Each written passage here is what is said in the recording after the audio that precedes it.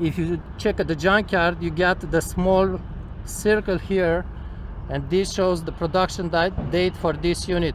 So if you ever find a car where this sensor was already replaced, check this stamp here.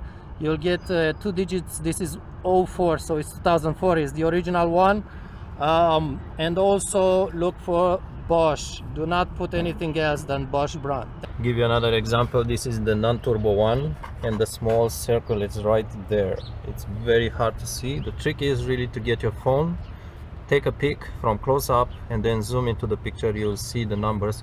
This is true for any other parts on the engine. I think even this guy has one.